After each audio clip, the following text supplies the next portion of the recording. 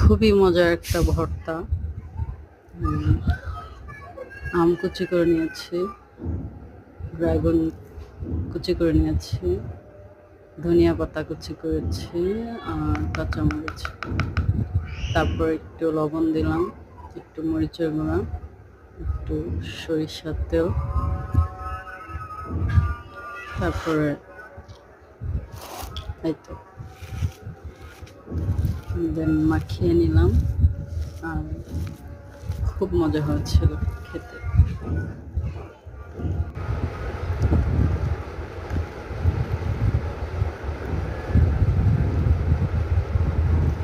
আর ড্রাগনটার হচ্ছে মিষ্টি একটু কম ছিল, যে কারণে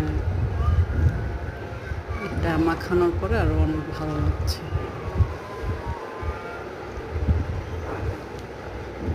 এই তো আমার কমপ্লিট হয়ে গেল ড্রাগন আম ভর্তা।